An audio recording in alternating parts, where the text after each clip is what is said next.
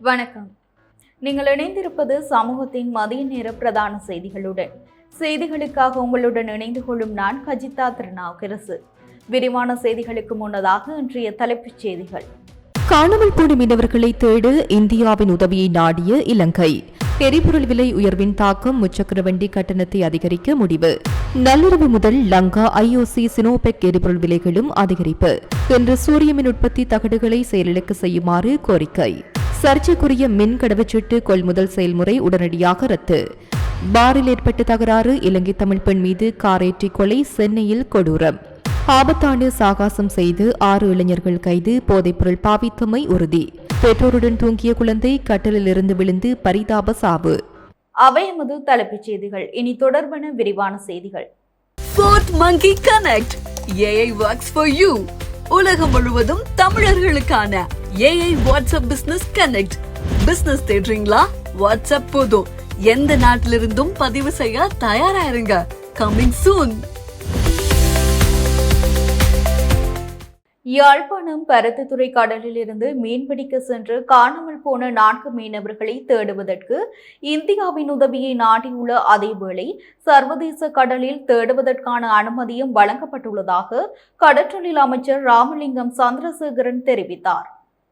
பருத்தித்துறை கடலில் மீன்பிடிக்க சென்று இதுவரை திரும்பாது 4 மீனவர்கள் தொடர்பாக எவ்வாறான நடவடிக்கைகள் முன்னெடுக்கப்பட்டு வருகின்றன என தொடர்பு கொண்டு கேட்டபோதே அவர் இவ்வாறு தெரிவித்தார். அவர் மேலும் தெரிவிக்கையில், குறித்த சம்பவமானது மிகவும் வேதனையான ஒன்றாக பார்க்கப்படுகின்ற அதேவேளை தமது உறவுகளை காணாது தவிக்கும் குடும்பங்களுக்கு எனது ஆறுதலையும் தெரிவிக்க விரும்புகின்றேன். குறித்த மீனவர்கள் தொடர்பில் இலங்கை கடற்படையினரின் உதவியுடனும் ரேடார் கருவிகளின் உதவியுடனும் இலங்கை கடல் எல்லை பகுதிகளில் தேடுதல் நடவடிக்கைகள் இடம்பெற்று வருகின்றன. இலங்கை எல்லை கடற்பரப்புகளில் மேற்கொண்டு தேடுதலில் குறித்த மீனவர்கள் எவரும் கண்டறியப்படாத நிலையில் இலங்கைக்கான இந்திய தூதரகம் ஊடாக இந்திய கடல் எல்லை பரப்புகளில் தேடுவதற்கான உதவியையும் அனுமதியையும் கேட்டுள்ளோம். அமைச்சு மட்டத்தில் மீனவர்களை தேடுவதற்கான அறிவுறுத்தல்கள் சம்பந்தப்பட்ட தரப்பினருக்கு ஏற்கனவே வழங்கப்பட்டுள்ள நிலையில் உரிய நடவடிக்கைகள் மேற்கொள்ளப்பட்டு வருகின்றன. கடலில் காற்றின் வேகம் அதிகமாக காணப்படுவதால் தேடுதல் பணிகள் தடைபடாமல் இருப்பதற்கு படைகளின் பூரண ஒத்துழைப்பு பெறப்பட்டுள்ளது. நேற்றைய தினம் தீவக கடலிலிருந்து மீன்பிடிக்க சென்ற 3 மீனவர்கள் பலத்த காற்றினால் திசை மாறி சென்ற நிலையில் உடனடியாக எமது கவனத்திற்கு கொண்டுவரப்பட்டு சில மணித்தியாலங்களில் பாதுகாப்பாக கரை திரும்பியுள்ளனர். பருத்தித்துறையில் காணாமல் போன மீனவர்களை எமது கடற்பரப்பிலும் சர்வதேச கடற்பரப்பிலும் தேடுவதற்கான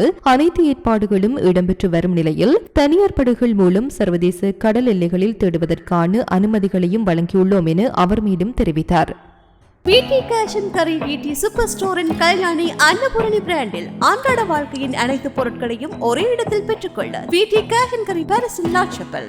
நேற்று நள்ளிரவு முதல் அமலுக்கு வந்த எரிபொருள் விலை திருத்தத்துக்கு இணையாக முச்சக்கர வண்டி கட்டணங்களை உயர்த்த எதிர்பார்க்கப்படுவதாக தேசிய ஒருங்கிணைந்த முச்சக்கர வண்டி சாரதிகள் மற்றும் தொழிலதிபர்கள் சங்கம் தெரிவித்துள்ளது.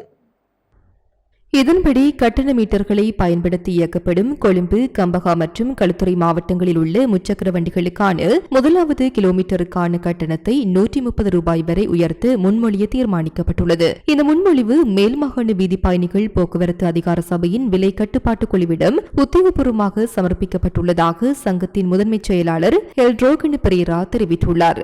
ஊடகங்களுக்கு கருத்து தெரிவித்த அவர், அண்மை 2 சந்தர்ப்பங்களில் எரிபொருள் விலை மொத்தமாக 36 ரூபாயினால் உயர்ந்துள்ளதாக சுட்டிக்காட்டினார்.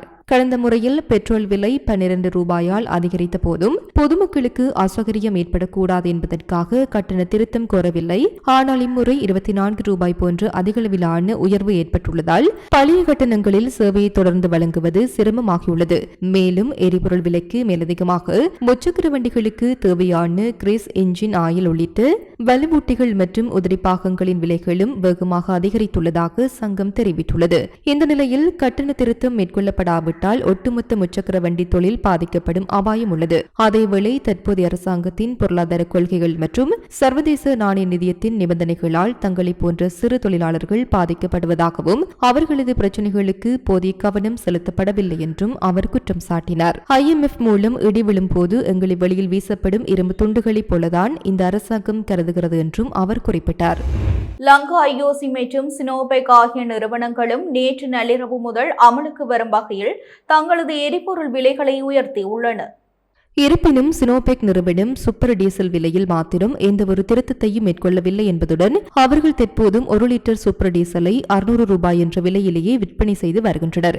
நேற்று நள்ளிரவு முதல் அனைத்து வகையான எரிபொருட்களினதும் விலைகளை அதிகரிக்க பெட்ரோலிய கூட்டுத்தாபனம் தீர்மானித்திருந்தது. அதன்படி 410 ரூபாயாக இருந்து 1 லிட்டர் ஒக்டேன் 92 ரக பெட்ரோலின் விலை 24 ரூபாய் உயர்த்தப்பட்டுள்ள நிலையில் அதன் புதிய விலை 434 ரூபாய் ஆகும். அதேபோல் 470 ரூபாயாக இருந்து 1 லிட்டர் ஒக்டேன் 95 ரக பெட்ரோலின் விலை 25 ரூபாவால் உயர்த்தப்பட்டுள்ள நிலையில் அதன் புதிய விலை 495 ரூபாய் ஆகும். மேலும் 392 ரூபாயாக இருந்து 1 லிட்டர் ஒட்டோ டீசலின் விலை 15 ரூபாய் உயர்த்தப்பட்டுள்ள நிலையில் அதன் புதிய விலை 407 ரூபாய் ஆகும் என பெட்ரோலிய கூட்டுத்தாபனம் அறிவித்துள்ளது. 458 ரூபாயாக இருந்து 1 லிட்டர் சூப்பர் டீசலின் விலை 20 ரூபாய் உயர்த்த நடவடிக்கை எடுக்கப்பட்டுள்ள நிலையில் அதன் புதிய விலை 478 ரூபாய் ஆகும். இதேவேளை 1 லிட்டர் 265 ரூபாயாக இருந்து மண்ணெண்ணெய் விலை 20 ரூபாய் உயர்த்தப்பட்டுள்ளது. அதன் புதிய விலை 285 ரூபாய் ஆகும் என லங்கா பெட்ரோலிய கூட்டுத்தாபனம் தெரிவித்துள்ளது. திடீர் மின்தடை ஏற்படுவதை தவிர்த்து மின் கட்டமைப்பின் ஸ்திரத்தன்மையை பேணும் நோக்கில் இன்றைய தினம் முற்பகல் 8 மணி முதல் பிற்பகல் 3 மணி வரை வீடுகளின் கூரைகளில் பொருத்தப்பட்டுள்ள சூரிய மின் உற்பத்தி தகடுகளை செயலிழக்க செய்யுமாறு கோரிக்கை விடுக்கப்பட்டுள்ளது. சூரிய சக்தி மின் நுகர்வோரிடம் தேசிய மின் கட்டமைப்பு ஆபரேட்டர் தனியார் நிறுவனம் இந்த கோரிக்கையை விடுத்துள்ளது. மின் கட்டமைப்பின் பாதுகாப்பிற்காக நுகர்வோர் தங்களின் சூரிய மின் உற்பத்தி தகடுகளை தானாக முன்வந்து தற்காலிகமாக செயலிழக்க செய்யுமாறு இந்த வேண்டுகோள் விடுக்கப்பட்டுள்ளது. தேசிய மின் கட்டமைப்பில் ஏற்பட்ட சமநிலையின்மை காரணமாக நேற்றைய தினம் நாட்டின் பல பகுதிகளில் சில மணித்தியாலங்களுக்கு மின்சாரம் துண்டிக்கப்பட்டிருந்தது. பெசாக் பௌர்ணமி தினம் மற்றும் நீண்டவார இறுதி விடுமுறை காரணமாக தேசிய மின் கட்டமைப்புக்கு மின்சார தேவை கணிக்கப்பட்ட அளவை விட மிக வேகமாக வீழ்ச்சியடைந்துள்ளது. அதேவேளை சூரிய மின் உற்பத்தி தகடுகள் மூலம் உற்பத்தி செய்யப்படும் மின்சாரத்தின் அளவு கணிசமாக அதிகரித்துள்ளது.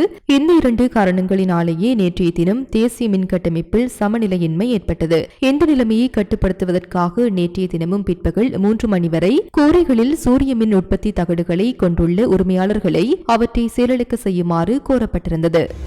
சர்ச்சைக்குரிய இலத்திரனியல் கடவுச்சீட்டு திட்டத்துடன் தொடர்புடைய கொள்முதல் செயல்முறையை உடனடியாக நடைமுறைக்கு வரும் வகையில் ரத்து செய்வதற்கு அரசாங்கம் தீர்மானித்துள்ளதாக ஐக்கிய மக்கள் சக்தியின் நாடாளுமன்ற உறுப்பினர் அஜித் பி பெரேரா தெரிவித்துள்ளார். ஊடகங்களுக்கு கருத்து தெரிவிக்கும் போதே அவர் இதனை குறிப்பிட்டுள்ளார். இத்தீர்மானம் தொடர்பில் தொடர்புடைய ஏலதாரர்களுக்கு குடிவரவு மற்றும் குடியகழ்வு கட்டுப்பாட்டாளர் நாயகத்தினால் 2026 மே 29 அன்று மின்னஞ்சல் மூலம் அறிவிக்கப்பட்டுள்ளது. இத்திட்டத்திற்கான கொள்முதல் செயல்முறையை உடனடியாக ரத்து செய்யுமாறு அமைச்சரவை பணிப்புரை விடுத்துள்ளதாக அந்த மின்னஞ்சலில் ஏலதாரர்களுக்கு தெரிவிக்கப்பட்டுள்ளதாக அஜித் பி பெரேரா மேலும் சுட்டிக்காட்டியுள்ளார். கொழும்பு நகரின் மிகச்சிறந்த முகவரிகளில் ஒரு புதிய வாழ்க்கை முறையின் அடையாளம் உருவாகிறது. Blue ocean group. Colombo Wellawatte ரயில் நிலையத்திற்கு அருகில் ரயிலில் மோதி பெண் ஒருவர் உயிரிழந்துள்ளதாக போலீசார் தெரிவித்துள்ளனர். பாணந்துறையிலிருந்து கொழும்பு நோக்கி நேற்று சனிக்கிழமை மாலை பயணித்த ரயிலில் குறித்த பெண் மோதியுள்ளார். இச்சம்பவம் குறித்து கிடைத்த தகவலின் அடிப்படையில் வெள்ளவத்தி போலீசார் முதற்கட்ட விசாரணைகளை ஆரம்பித்துள்ளனர். உயிரிழந்த பெண்ணின் அடையாளம் இதுவரையில் உறுதிப்படுத்தப்படவில்லை. விபத்து நடந்தபோது அவர் வெள்ளி மற்றும் பழுப்பு நிறங்கள் கலந்த சேலை அணிந்திருந்ததாகவும் அவரிடம் பச்சை நிற பையொன்று இருந்ததாகவும் போலீசார் குறிப்பிட்டுள்ளனர். தற்போது உயிரிழந்தவரின் சடலம் களுபோவில போதனா மருத்துவமனையின் சவக்கிடங்கில் வைக்கப்பட்டுள்ளது. சம்பவம் குறித்து வெள்ளவத்தி போலீசார் மேலதிக விசாரணைகளை மேற்கொண்டு வருகின்றனர்.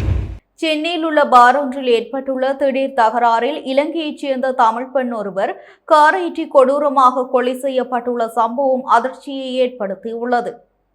சென்னை கோயம்பேட்டில் உள்ள ஒரு பாரில் சிலர் மது அருந்திவிட்டு நடனமாடிக் கொண்டிருந்ததாக கூறப்படுகிறது. அப்போது இரு தரப்பினரிடையே திடீரென வாக்குவாதம் ஏற்பட்டு அது பெரும் மோதலாக மாறியது. நிலைமை கையை மீறி சென்றதால் பாரில் இருந்த பவுன்சர்கள் இரு தரப்பையும் சமாதானப்படுத்தி பாரை விட்டு வெளியேற்றினர். பாரை விட்டு வெளியே வந்த பிறகும் இரு தரப்பினருக்கும் இடையேயான மோதல் ஓயவில்லை. வீதியில் வைத்து மீண்டும் இரு தரப்பும் கடுமையாக மோதிக்கொண்டனர். இந்த மோதலின் உச்சகட்டமாக இரு தரப்பினர் ஆத்திரத்தில் எதிர்த்தரப்பினர் சென்ற மோட்டார் சைக்கிள் மீது காரை ஏற்றியுள்ளனர். இந்த சம்பவத்தில் யான்சி என்ற பெண்ணொருவர் காரின் அடியில் சிக்கி சம்பவ இடத்திலேயே பரிதாபமாக உயிரிழந்தார். இவர் இலங்கையைச் சேர்ந்த தமிழ் பெண் என்பது தெரியவந்துள்ளது. யான்சியுடன் மோட்டார் சைக்கிளில் வந்த ஒரு சிறுமிக்கும் இந்த மோதலில் பலத்த காயம் ஏற்பட்டுள்ளது. அச்சிறுமி தற்போது தீவிர சிகிச்சைக்காக வைத்தியசாலையில் அனுமதிக்கப்பட்டுள்ளார். இச்சம்பவம் குறித்து தகவல் அறிந்த கோயம்பேடு போலீசார் உடனடியாக விரைந்து வந்து உடலை கைப்பற்றினர். இந்த கொடூர கொலை மற்றும் மோதல் சம்பவம் தொடர்பாக சந்தேகத்தின் பேரில் ஒருவரை பிடித்து போலீசார் தீவிர விசாரணை மேற்கொண்டு வருகின்றனர்.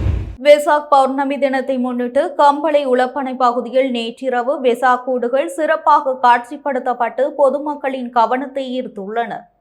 இந்த வெசாக் அலங்காரங்களை பார்வையிட சுற்றுவட்டார பகுதிகளில் இருந்தும் பொதுமக்கள் பெருமளவில் வருகை தந்திருந்ததாக தெரிவிக்கப்படுகிறது. இரவு நேரத்தில் ஒளிர்ந்த வெசாக் கூடுகளை ரசித்து மக்கள் மகிழ்ச்சியுடன் சென்ற காட்சிகள் அப்பகுதியில் பண்டிகை சூழலை மேலும் அதிகரித்திருந்தன. இதேவேளை யாழ்ப்பாணம் ஆரியகுளம் பகுதியிலும் வெசாக் கூடுகள் காட்சிப்படுத்தப்பட்டுள்ளன. குறிப்பாக பல்வேறு வடிவமைப்புகளிலும் தனித்துவமான கலை நயத்துடனும் தயாரிக்கப்பட்டிருந்த வெசாக் கூடுகள் பார்வையாளர்களை வெகுவாக கவர்ந்துள்ளன. கொழும்பு நீர்கொழும்பு பிரதான வீதியின் கந்தானி மற்றும் வெளிகம்பிட்டிய இடைப்பட்ட பகுதியில் ஆபத்தான முறையில் மோட்டார் சைக்கிள்கள் மற்றும் முச்சக்கர வண்டிகளை செலுத்திய 6 இளைஞர்கள் கந்தானி போலீசாரால் கைது செய்யப்பட்டுள்ளனர். நேற்று அதிகாலை இடம்பெற்ற இந்த சம்பவத்தில் ஏனைய வாகனங்களுக்கு இடையூறு விளைவிக்கும் வகையிலும் சாரதிகளை அச்சுறுத்தும் வகையிலும் இளைஞர்கள் வாகனங்களை இயக்கியதாக போலீசார் தெரிவித்தனர். குறிப்பாக வாகனங்களின் முன் சக்கரங்களை வானத்தை நோக்கி உயர்த்தியவாறும் பெரும் சத்தம் எழுப்பியவாறும் பொதுமக்களின் பாதுகாப்பை ஆபத்துக்குள்ளாக்கும் வகையில் அவர்கள் பயணித்ததாக தெரிவிக்கப்படுகிறது. கைது செய்யப்பட்டவர்கள் கந்தானி படகம பகுதியைச் சேர்ந்த 20 முதல் 22 வயதுக்குட்பட்ட இளைஞர்கள் என போலீசார் தெரிவித்துள்ளனர். மேலும் கைது செய்யப்பட்ட 6 பேரில் 4 பேரிடம் முறையான சாரதி அனுமதி பத்திரம் இல்லாததுடன் அவர்கள் பயன்படுத்திய எந்தவொரு வாகனத்திலும் இலக்க தகடுகள் பொருத்தப்படவில்லை என்பதும் விசாரணைகளில் தெரியவந்துள்ளது. சந்தேக நபர்கள் ராகம சட்ட வைத்திய அதிகாரியிடம் மருத்துவ பரிசோதனைக்காக ஆஜர்படுத்தப்பட்டபோது சம்பவம் இடம்பெற்ற வேளையில் அவர்கள் போதைப்பொருள் பயன்படுத்தியிருந்தமை உறுதி செய்யப்பட்டதாகவும் தெரிவிக்கப்பட்டுள்ளது. இச்சம்பவம் தொடர்பில் கந்தானி போலீசார் மேலதிக விசாரணைகளையும் சட்ட நடவடிக்கைகளையும் முன்னெடுத்து வருகின்றனர். குருநாகல் மாவட்டம் வெள்ளவ போலீஸ் பிரிவுக்குட்பட்ட நிக்க தலப்பொத்த பகுதியில் இடம்பெற்ற துயர சம்பவம் ஒன்றில் பெண்ணொருவர் உயிரிழந்ததுடன் அதே வீட்டில் ஆணொருவரும் உயிரிழந்த நிலையில் மீட்கப்பட்டுள்ளதாக வெள்ளவ போலீசார் தெரிவித்துள்ளனர். நேற்று சனிக்கிழமை இடம்பெற்ற இந்த சம்பவத்தில் உயிரிழந்த ஆண் 40 வயதுடையவரும் பெண் 49 வயதுடையவரும் என அடையாளம் காணப்பட்டுள்ளதுடன் இருவரும் நிக்க தழுப்பொத்த பகுதியைச் சேர்ந்தவர்கள் என தெரிவிக்கப்பட்டுள்ளது. இருவருக்கும் இடையே ஏற்பட்ட வாக்குவாதம் முற்றியதன் காரணமாக கூர்மையான ஆயுதத்தால் தாக்கி பெண்ணை கொலை செய்துவிட்டு அவரும் தூக்கிட்டு தற்கொலை செய்து கொண்டுள்ளதாக இதுவரை மேற்கொள்ளப்பட்ட விசாரணைகளில் இருந்து தெரியவந்துள்ளது. சம்பவம் தொடர்பான மேலதிக விசாரணைகளை வெள்ளவ போலீசார் முன்னெடுத்து வருகின்றனர். தமிழர்களின் பெருமை ஒரே மேடையில் வெளியிடப் போகின்றது. இது ஒரு செலிப்ரேஷன் ஆஃப் கிரேட்னஸ். எதிர்வரும் ஜூன் 20 சனிக்கிழமை legends and icons awards 2026. Anuradhapura கேக்கிராவை பிரதேசத்தில் பெற்றோருடன் கட்டிலில் உறங்கிக் கொண்டிருந்த 2 வயது ஆண் குழந்தையொன்று எதிர்பாராத விதமாக கட்டிலில் இருந்து தவறி கீழே விழுந்து பரிதாபமாக உயிரிழந்துள்ளது. இந்த துயர சம்பவம் நேற்று சனிக்கிழமை அதிகாலை வேளையில் இடம்பெற்றுள்ளது. நேற்று அதிகாலை மேற்படி குழந்தை பெற்றோருடன் கட்டிலில் நித்திரையில் இருந்துள்ளது. இதன்போது குழந்தை திடீரென கட்டிலில் இருந்து உருண்டு அருகில் இருந்த தரைப்பகுதியில் தவறி விழுந்துள்ளது. இதில் அக்குழந்தையின் தலைப்பகுதியில் பலத்த அடிபட்டு கடுமையான காயம் ஏற்பட்டுள்ளதுடன் குழந்தை உடனடியாக அவ்விடத்திலேயே மயக்கமடைந்துள்ளது. குழந்தை மயக்கமடைந்ததைக் கண்டு அதிர்ச்சியடைந்த பெற்றோர் உடனடியாக அக்குழந்தையை மீட்டு சிகிச்சைக்காக வைத்தியசாலைக்கு கொண்டு சென்றனர். எனினும் வைத்தியசாலையில் அனுமதிக்கப்படுவதற்கு முன்னரே குழந்தை பரிதாபமாக உயிரிழந்து விட்டது என்று அங்கிருந்த கடமை நேர வைத்தியர்கள் உத்தியோகபூர்வமாக தெரிவித்துள்ளனர். இந்த சம்பவம் தொடர்பில் போலீசார் மேலதிக விசாரணைகளை மேற்கொண்டு வருகின்றனர். நாட்டின் சில பகுதிகளில் இன்று மழை அல்லது இடியுடன் கூடிய மழை பெய்யக்கூடும் என வளிமண்டலவியல் திணைக்களம் எதிர்வு கூறியுள்ளது. இதன்படி மேல் சப்ரகமோ மற்றும் வடமேல் மாகாணங்களிலும் காலி, மாத்தறை, கண்டி மற்றும் நுவரெலியா மாவட்டங்களிலும் அவ்வப்போது மழை அல்லது இடியுடன் கூடிய மழை பெய்யக்கூடும். குறிப்பாக மேல் மற்றும் சப்ரகமோ மாகாணங்களிலும் காலி மற்றும் மாத்தறை மாவட்டங்களின் சில இடங்களிலும் 50 மில்லிமீட்டருக்கும் அதிக ஓரளவுக்கு பலத்த மழை பெய்யக்கூடும் என எதிர்பார்க்கப்படுகின்றது. அத்துடன் ஊவா மாகாணத்திலும் அம்பாறை மற்றும் மட்டக்களப்பு மாவட்டங்களின் சில இடங்களிலும் பிற்பகல் 1 மணிக்கு பின்னர் மழை அல்லது இடியுடன் கூடிய மழை பெய்யக்கூடிய சாத்தியக்கூறுகள் காணப்படுகின்றன. வருகின்றன. மேலும் மத்திய மலைநாட்டின் மேற்கு சரிவு பகுதிகள், வடக்கு, வடமத்திய, வடமேல் மற்றும் தென் மாகாணங்களிலும், திருகோணமலை மாவட்டத்திலும் அவ்வப்போது மணித்தியாலத்திற்கு 30 முதல் 40 கிலோமீட்டர் வரையான ஓரளவுக்கு பலத்த காற்று வீசக்கூடும் என வளிமண்டலவியல் திணைக்களம் குறிப்பிட்டுள்ளது. இத்துடன் நமது மதிய நேர பிரதான செய்திகள் நிறைவடைகின்றன. தொடர்ந்தும் சமூகத்துடன் இணைந்திருங்கள். வணக்கம். இது போன்ற செய்திகளை தெரிந்து கொள்ள சமூகம் நியூஸ் சேனலை சப்ஸ்கிரைப் செய்து அருகில் உள்ள பெல் பட்டனை கிளிக் செய்யுங்கள்.